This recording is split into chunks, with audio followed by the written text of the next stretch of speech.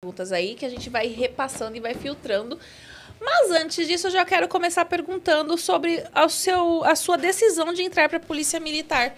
De onde surgiu essa sua vontade para entrar na Polícia Militar? Como que foi? Então, eu sempre tive vontade de trabalhar na polícia, porém, por consequências da vida, foi passando o tempo, não entrei, né? Aí, o primeiro contato que eu tive com a área da segurança pública foi na Fundação Casa, na FEBEM. Aí eu entrei na FEBEM, trabalhei lá por 4 anos. Depois de 4 anos eu prestei o concurso da polícia e entrei. Eu já entrei na bica, né? Entrei com 30 anos na polícia. E até 30, né? Que você Sim. entra. Na verdade, você pode entrar com 30, tem que ser na data de inscrição, porque muitas vezes o cara começa com 31. Sim. Aí foi isso.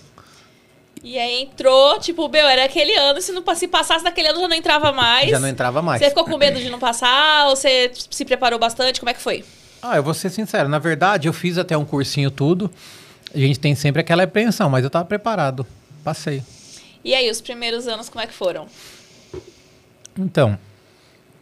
Era o que você esperava? Eu fiz escola em Pirituba e fui trabalhar no 12, né? Que é o 12 ali, na terceira CIA do 12. É uma área meio que classe média alta. Eu sempre tive vontade de trabalhar em área periférica, né? Mas como na época eu morava no interior, eu escolhi lá porque era próximo ao metrô. Então precisava viajar, mas na verdade eu sempre tive vontade de trabalhar em áreas periféricas. E lá é meio que uma área, né? Meio nobre, mas... Mas por que você preferia? Por que você gostava mais? Porque... eu nunca gostei de vagabundo, né, na verdade. E eu queria combater o crime. Por exemplo, eu trabalhei na FEBEM 4 anos. Esses 4 anos que eu trabalhei lá, eu entrei na polícia condenado em um processo de agressão e respondendo mais um, tá? Porque eu sempre fui um cara meio linha dura lá com os vagabundos, com os menores infrator. E eu tive até problema o quê? Tem a UIP, que é a Unidade de Internação Provisória, e a UI é a Unidade de Internação. Quem vai para a UIP ainda não foi condenado. Quem vai para a UI já está condenado.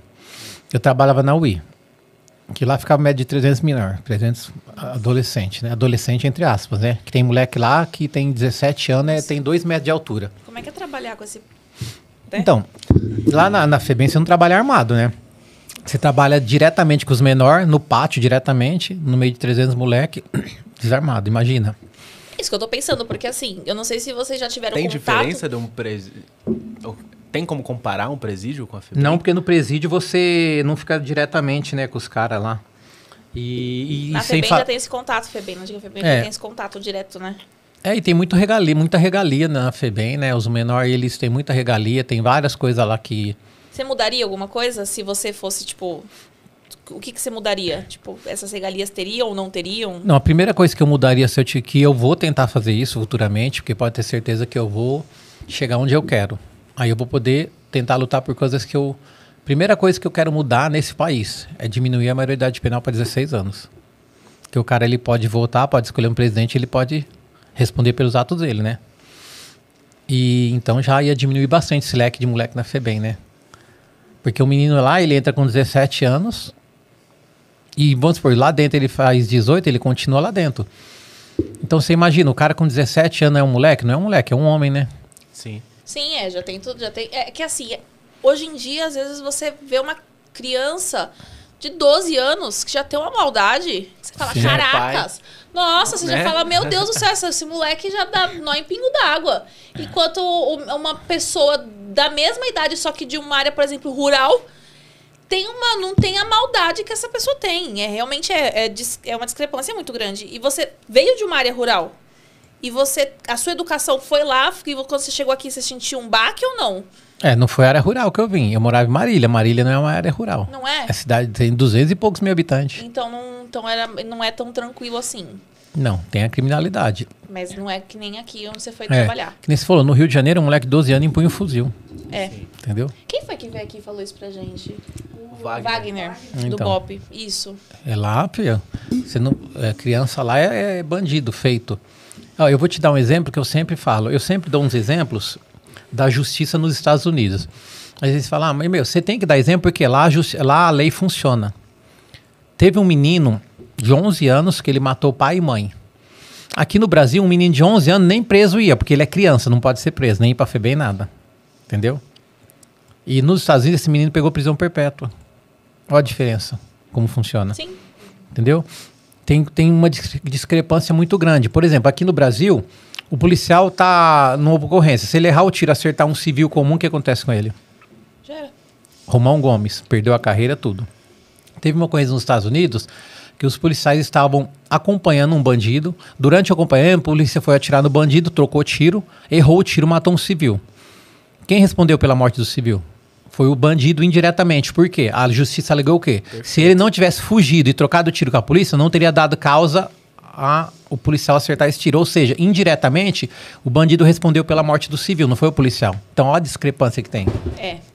Aí me diz uma coisa, você trabalhou lá com esses jovens, você teve algum que se destacou pra você? Você falou, caraca, isso aí é...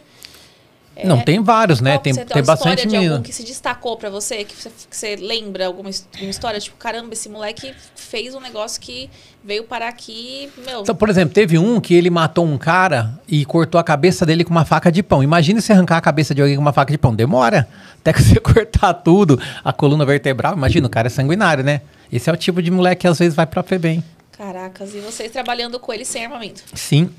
Aí teve uma época que eu era muito linha dura.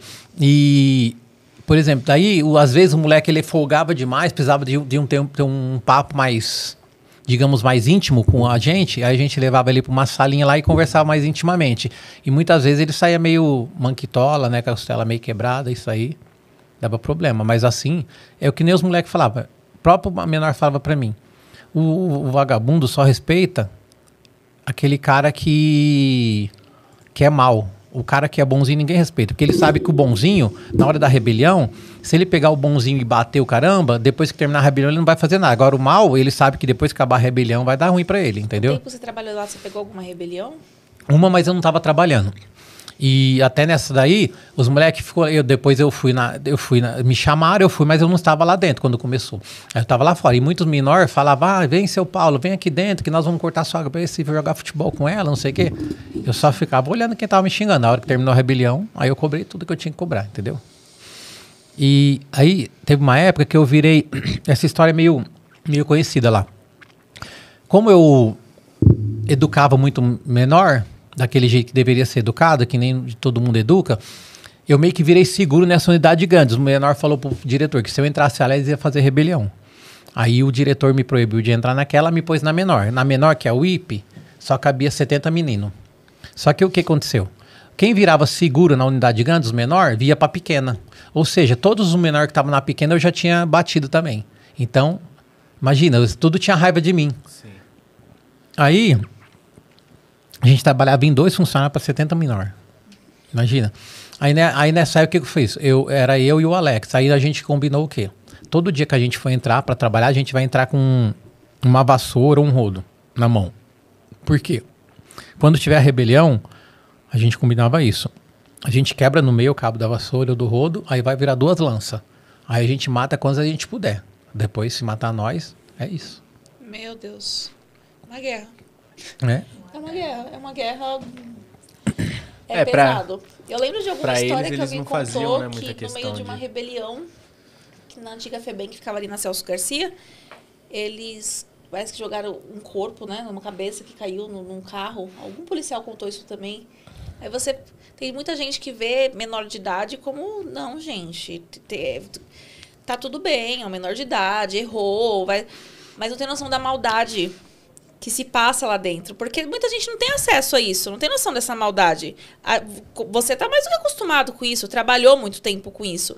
Mas aquela pessoa que vive no celular, só no TikTok, em rede social, não tem contato com isso. O máximo que ela foi roubado um dia no ônibus, sei lá, né, no ponto quem de não ônibus. gosta disso é aquela turma que prega o amor, né, do PT, sabe?